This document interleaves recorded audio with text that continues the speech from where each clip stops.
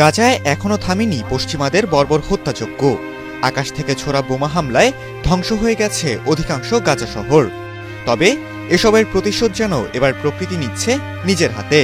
বলছিলাম নির্বিচারে মানুষ হত্যা ও বর্বরতায় একের পর এক ইসরায়েলকে সহযোগিতা করা যুক্তরাষ্ট্রের কথা। গাজার মতোই যুক্তরাষ্ট্রের লস অ্যাঞ্জেলস শহর এখন পরিণত হয়েছে ধ্বংসস্তূপে। এমনকি গাজা ধ্বংসে ইসরায়েলকে $1 বছরে $2200 কোটি সহযোগিতা দেওয়া যুক্তরাষ্ট্র মাত্র একদিনে হারিয়েছে $5000 কোটি। এ যেন ইংরেজি প্রবাদ বাক্য রেভেঞ্জ অফ নেচারের এক অনন্য নজির।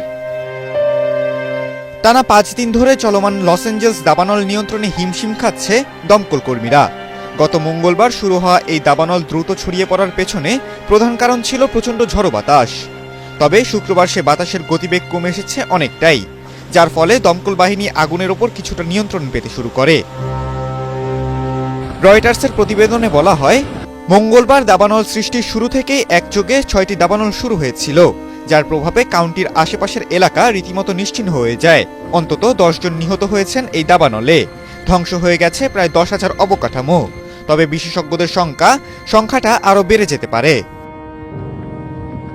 কোটি কোটি মানুষের ভালোবাসায় ফ্রিজ, টিভি এবং এসিতে দেশের 1 নম্বর ব্র্যান্ড ওয়ালটন। দাবানলে বাড়িঘর হারিয়েছেন লাখো মানুষ। তবে এখানেই শেষ নয়। লস অ্যাঞ্জেলসে এই দাবানলের মধ্যেই শুরু হয়েছে লুটপাট, যার ফলে জরুরি অবস্থা জারি হয়েছে সেখানে। শুক্রবার দমকল বাহিনী জানায়, লস অ্যাঞ্জেলস শহরের পশ্চিম দিকে পেলিসেইডস এলাকার আগুন ও পূর্ব দিকের পাহাড়ের পাদদেশে অবস্থিত টোন এলাকার আগুন কিছুটা আয়ত্তে আসতে শুরু করেছে।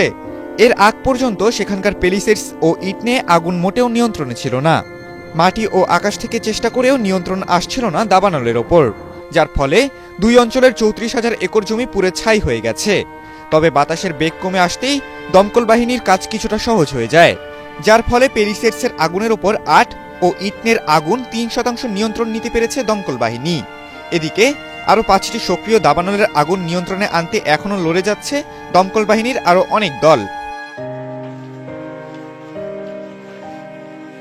লিডিয়া অঞ্চলে 75% আগুন নিয়ন্ত্রণে চলে এসেছে, যদিও সেখানে 395 একর জমি পুড়ে গেছে।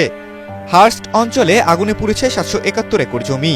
বর্তমানে সেখানে 37% আগুনের ওপর নিয়ন্ত্রণ বিস্তার করেছে দমকল বাহিনী। এছাড়াও কেনেথ অঞ্চলে 35% আগুন নিয়ন্ত্রণে এসেছে। পেলিসেডসে 20,000 একর পুড়ে গেছে, সে অঞ্চলের আগুন 8% নিয়ন্ত্রণে। ইটনেতে 3% আগুন নিয়ন্ত্রণে আসলেও পুড়ে গেছে 13,556 একর এলাকা।